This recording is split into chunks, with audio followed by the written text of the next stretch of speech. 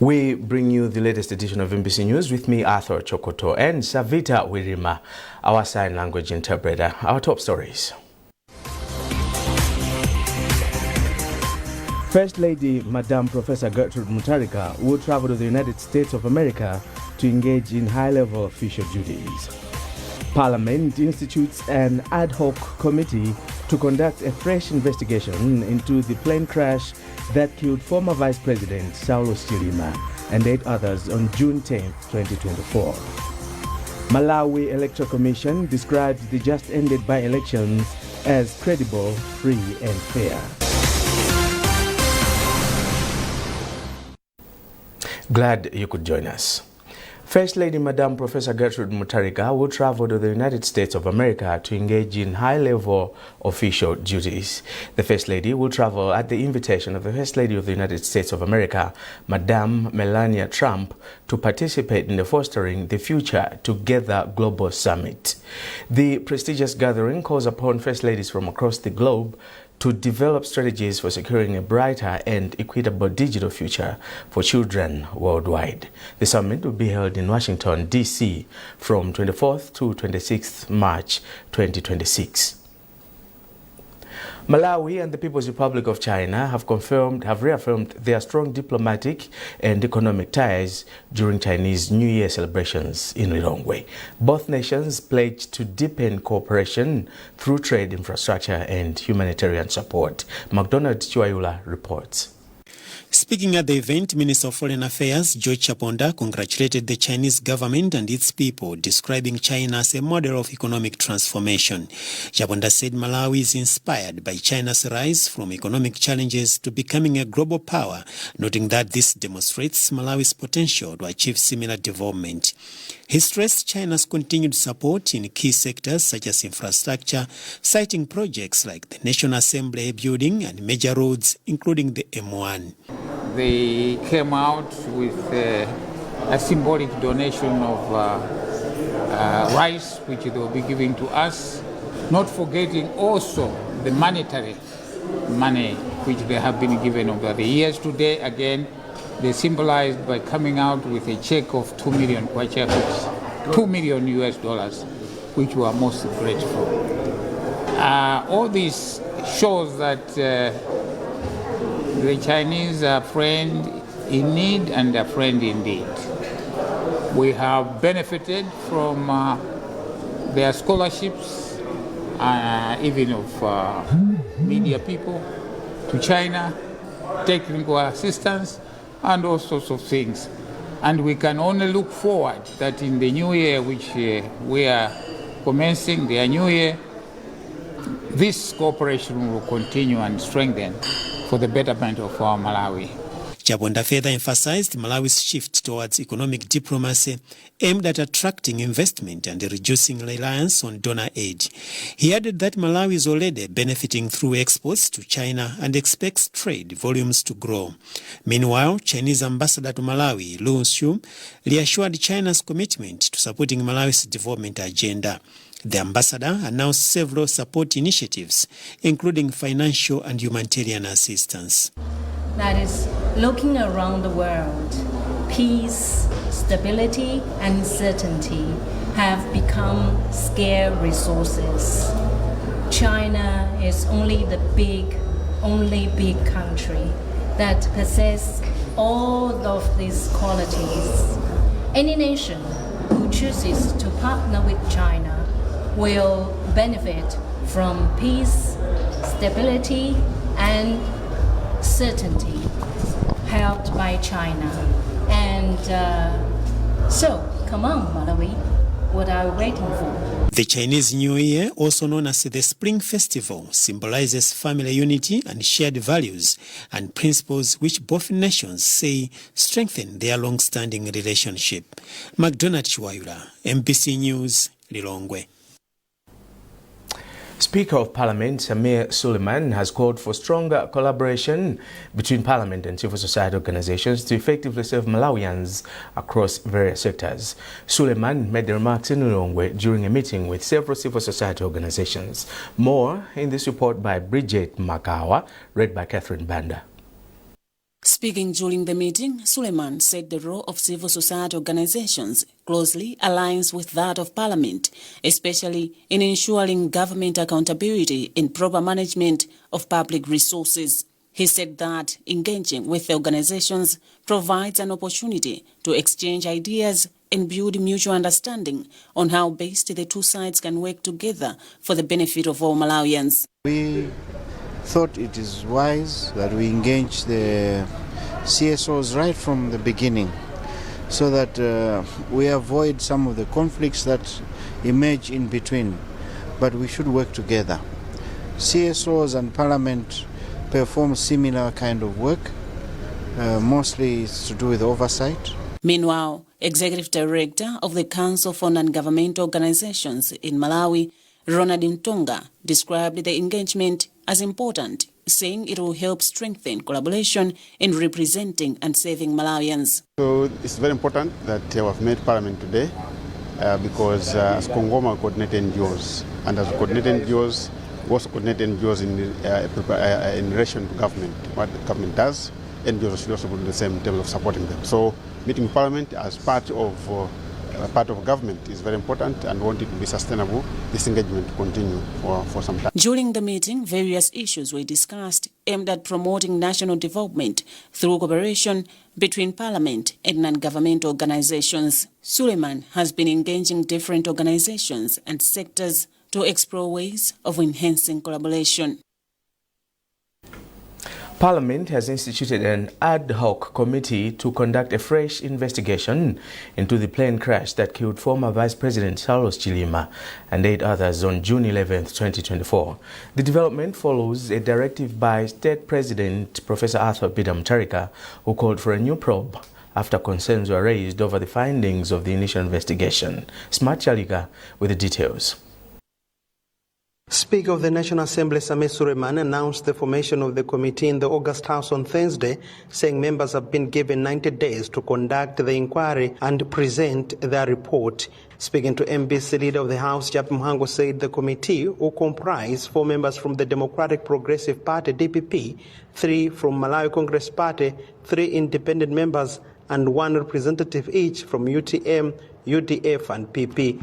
Mhango says the fresh investigation is expected to address gaps and inconsistencies identified in the area probe. A business committee, having heard or having listened to members of this August House, resolved that the fresh inquiry be conducted in line with the several provisions of the Constitution. This is an inquiry that is of national interest. As such, the Minister of Finance committed that the committee would be properly supported to make sure that it does its job efficiently and effectively. So resources will be made available to support the work of this ad hoc committee. Meanwhile, MCP Chief Whip Moses Kunkuyu has welcomed the move, saying the new inquiry will help provide answers to lingering questions surrounding the crash. We are thankful to the President of this Republic for ordering that a fresh inquiry be conducted. We were pushing Parliament through our members on the floor to push for a fresh inquiry into the plane crash. We believe that this will provide answers, it will provide some healing and possibly some moving on as a country. So we are thankful to the President.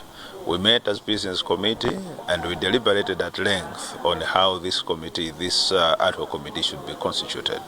And we agreed the composition that has been announced by the Speaker and the expectation. We are looking at this as a test on the integrity of this institution. The ad hoc committee is expected to present its report within 90 days, with Parliament hoping the fresh probe will bring clarity on the circumstances surrounding the tragic plane crash. Smart Chalika, MBC, Parliament, Lilongwe.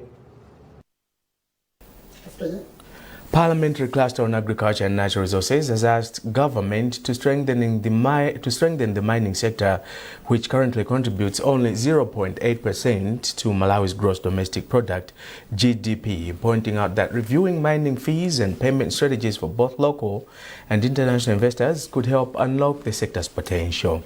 Chairperson of the cluster, Tuone Henry, made the call in Parliament while presenting the cluster's report on the proposed 2026-2027 national budget. The report also called on government through the Ministry of Finance to increase funding allocation to the Agriculture Development and Marketing Corporation, ADMAC, in the 2026-2027 national budget and ensure that such funds are given in good time. Henry explains. It's not a lot of Malawians that have ventured into mining. We have got foreign investors, we've got Chinese, we've got Indians, we've got Canadian companies, Australian companies that are interested in our depots, in our minerals. We have got precious and high value minerals in Malawi, and just as you heard in my report that we have got rutile depots which are #1 worldwide. So having international companies interested in this mineral, it is not right to give them fines and fees in Malawi-China. We are at a critical stage that we are lacking foreign exchange currencies. So we have recommended as a committee that these fees should be revised and that these investors should be paying in dollars. Malawians cannot be paying in kwacha and the foreign investors in kwachas. No, we need to revisit this, and foreign investors should be charged in dollars because we didn't need forex as Malawi. But also in agriculture, we have emphasized in ADMAC, NFRA and SFFRFM that they need to be given funds in good time for good preparation. With so much emphasis on ADMAC that ADMAC should be given funds just after passing of the budget around April so that they buy farm outputs right after harvest. Minister of Information and Communications Technology, Shadrack Namalomba, has challenged Malawi Regulatory Authority, MACRA, to take a leading role in the digital transformation for the country. Namalomba made the remarks when he conducted a working session at MACRA headquarters in Blantyre. Simeon Boyce with the details in this report.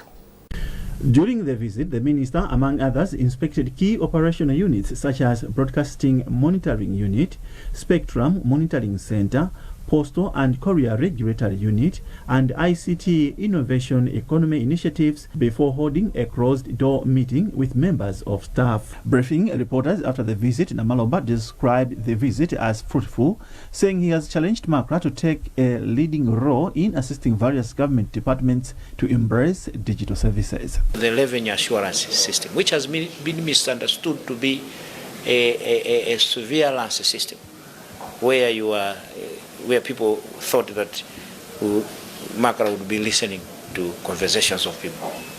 A brilliant system which is intended for monitoring revenue.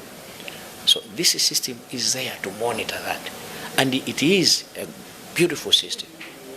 The same system that can be even extended to Malawi Revenue Authority, and would want, as I leave this place, to talk to the Minister of Finance to also look at this system. Beautiful system we can integrate. Namalomba also asked MACRA to increase the number of women in decision-making positions. We embrace women representation in the hierarchy of the institution. Right now, the representation of managers or women at managerial positions is very, very low. Yes, we have about 30% of women. Even 30% of women in MACRA generally is too low a number. Commenting, MACRA Director General Maimiko Nkoloma commended the minister for the visit, saying they have taken heed of his advice. We are in a digital era, and you talk about a digital economy, you talk about AI, artificial intelligence, IoT, and many other things. So as a regulator, we need to be agile and adapt with changes in technology that are on the ground. And that was also the way that the minister brought with us, that we incorporate changes in what is happening on the ground. And one of the issues which he emphasized the most is the use of AI, that we embrace it in our operations. Our team is smart. I'm also just new. I'm a new DG here at MACRA. I'm innovative. And here I found a team which is also quite innovative and smart. And with my team and my guidance, I'm 100% sure that we should be able to adapt to the requirements and the guidance by the new administration to ensure that the new administration succeeds in its agenda. When he was presenting the State of the National Address, SONA, President Professor Arthur Peter Mutharika directed that all government institutions should embrace digitalization. Simon Boyce, NBC News, Blantyre. This is NBC News. A reminder of our top stories. First Lady Madam Professor Gertrude Mutharika will travel to the United States of America to engage in high-level official duties. Parliament institutes an ad hoc committee to conduct a fresh investigation into the plane crash that killed former Vice President Saulos Chilima and 8 others on June 10, 2024. Malawi Electoral Commission described the just-ended by-elections as credible, free and fair. Moving on, the Malawi Electoral Commission (MEC) has described the just-ended by-election as credible, free and fair that represents the will of the people. MEC Chairperson Justice Annabel Talimanja said this during the declaration of winners for 4 constituencies in 9 wards in the 17 March 2026 by-election. Austin Fugula reports. Announcing the results, Justice Annabel Talimanja declared Matthews Ntumbuka of UTM as the winner of Rumpu Central Constituency, Tokosile Lungi of DPP, Fonkotakota Liwalatsi. The Zachitika winner is MCP candidate Patrick Bandawe and Blantyre West parliamentarian Isma Futogulo, independent. Among major political parties, DPP dominated local government elections by winning 4 wards against 9. MCP got 1 and the 3 winners are independent candidates. According to Ntalimanja, heavy rains, which fell on the voting day, but contributed to low turnout while expressing concerns over low women representation in the by-election, as there were no female candidates in 4 wards. Malawi Electoral Commission (MEC) has disclosed that it will conduct by-elections in Lilongwe Bwaira and Machinga Mikoko constituencies at a date to be announced. Austin Fukula, NBC News, Lilongwe. The Ministry of Local Government and Rural Development wishes to inform the general public that following the advice from the Muslim Association of Malawi (MAM), this year's Eid al-Fitr prayers marking the end of the holy month of Ramadan will be held on Saturday, 21 March, following the sighting of the new moon. As such being the case, this year's Eid al-Fitr public holiday will be observed this coming Monday, 23 March. The ministry therefore wishes all Muslims in the country and diaspora a happy Eid Mubarak. At least 13 people have died following heavy rains and flooding that affected parts of the country between March 15 and 18, 2026. In a statement signed by Commissioner for Disaster Management Affairs Wilson Moleni, the Department of Disaster Management Affairs DODMA said 9,598 households have been affected and 35 injuries have been recorded so far. Heavy and persistent rains in Chikwawa have killed 3 people, injured 2, and displaced 1,565 households. Authorities in the district say they will give an update, they'll keep giving update on the matter. And our reporter Chisomo Break was in the Lower Shire, and soon he'll be joining us in the studios to give us an update. Meanwhile, Commissioner for the Department of Disaster Management Affairs, DODMA, Wilson Moleni, has urged stakeholders in the country to continue supporting the 2025-2026 Lean Season Food Insecurity Response Program in order to support vulnerable households. Moleni said this during the handover of a donation of 1,280 bags of maize from M&B Company to the department in Salima as part of the 2025-2026 Lean Season Response Program.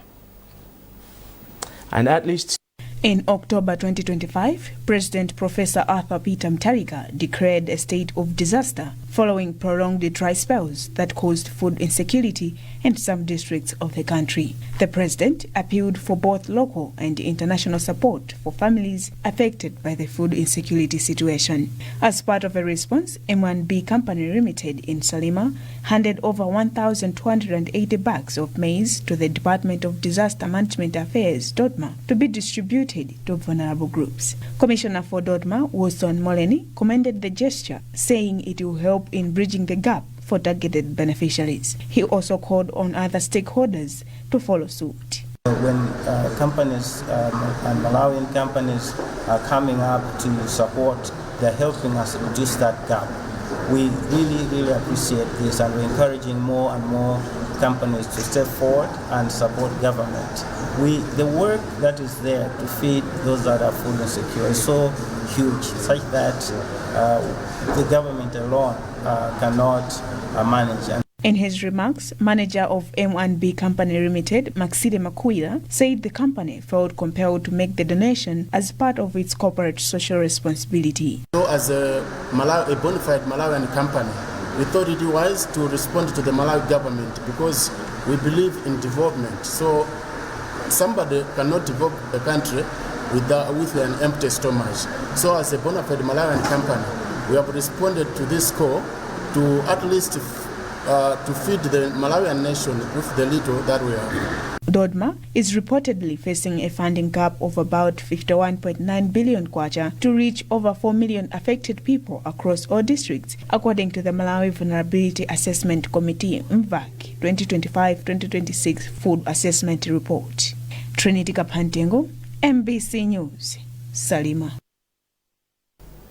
Well, like we said earlier, heavy and persistent rains in Chikwawa have killed 3 people, injured 2, and displaced 1,565 households. Authorities in the district have launched massive response to the situation, and Chisomo Break, our reporter, was in the Lower Shire. How is the situation down there? Well, Arthur, the situation in Chikwawa is very severe. People are in critical situation. They're in need of food assistance. They're in need of shelter because the floods has now caused devastating effect to their livelihood. So they need shelter.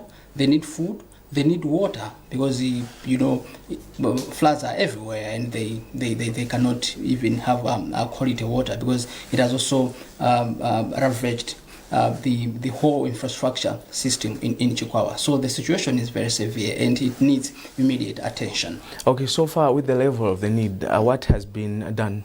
Yeah, of course, there's DODMA on the ground, and of course, Red Cross. These two organizations are providing support, like in the morning, because what's more concerning, Arthur, is that the Chikwawa road from between Beleu and Njalo, the road has been cut off.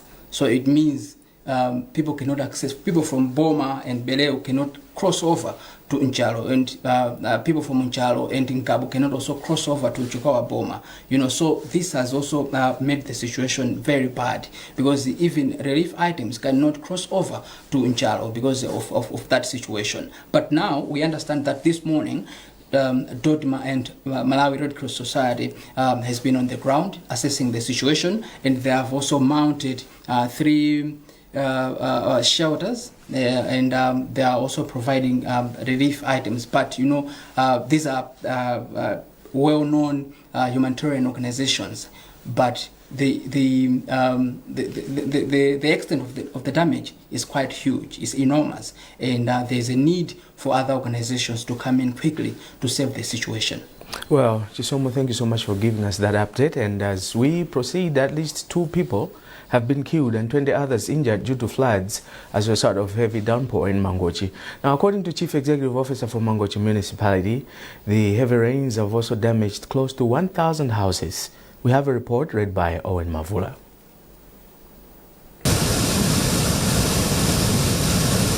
Persistent heavy rains sweeping across the country have left communities in Mangochi flooded, damaging houses and other infrastructure and displacing people.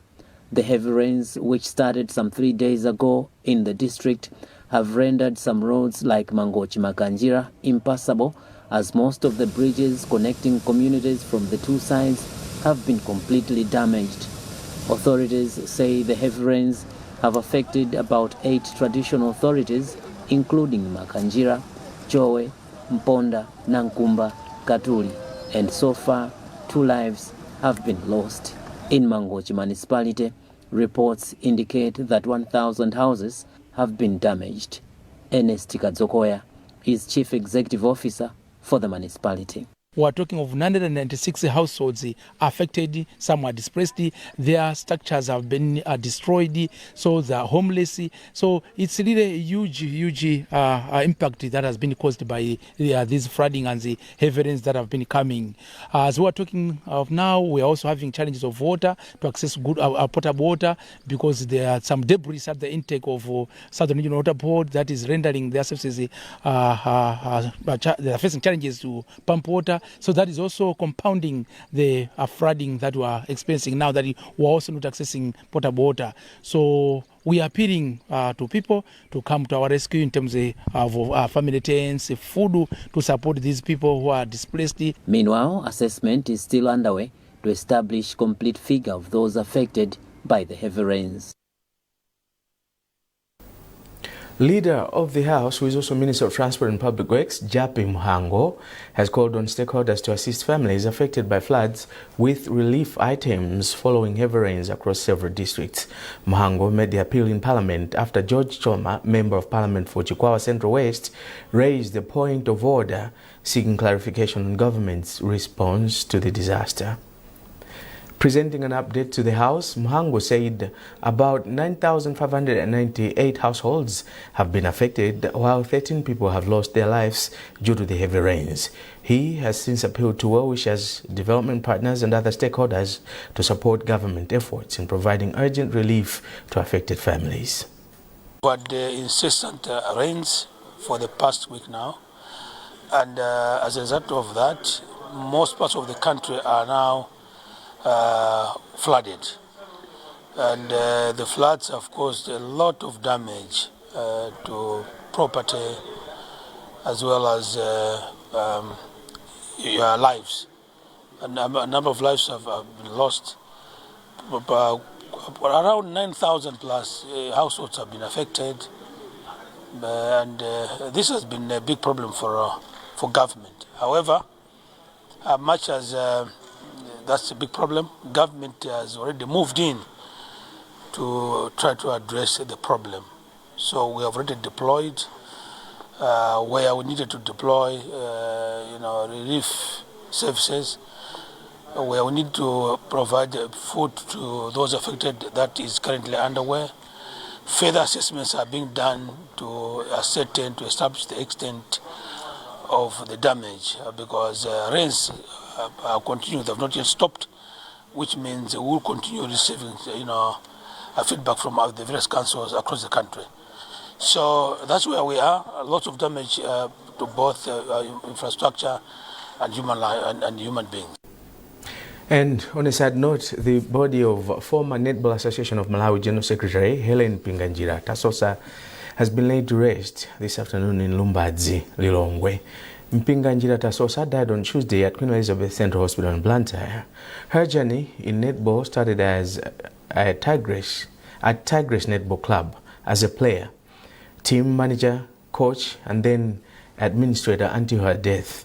Mpinganjira Tasosa was NAM's former longest-serving General Secretary during its glory days when the team was ranked first in Africa. In 2021, she was appointed board member of the Malawi National Council of Sports until last year. May her soul rest in peace. And with that, we come to the end of this edition of MBC News. A reminder of our top stories before we leave. First Lady Madam Professor Gertrude Mutharika will travel to the United States of America to engage in high-level official duties. Parliament institutes an ad hoc committee to conduct a fresh investigation into the plane crash that killed former Vice President Saulos Chilima and 8 others on June 10, 2024. Malawi Electoral Commission describes the just-ended by-elections as credible, free and fair.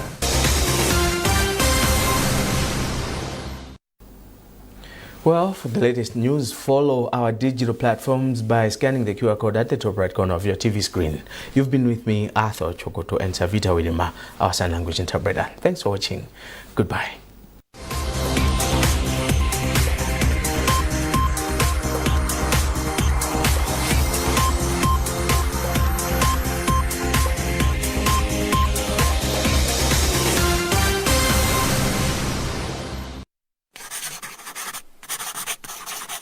Are you aged between 9 to 15? Your moment to shine and represent your country on the global stage has come. The Malawi Communications Regulatory Authority, MACRA, in collaboration with the Universal Postal Union, invites you to participate in the 55th International Letter Writing Competition. This year's theme is Write a Letter to a Friend about why human connection matters in a digital world. The competition is open to Malawians aged between 9 and 15 years, enrolled in primary or secondary school. Each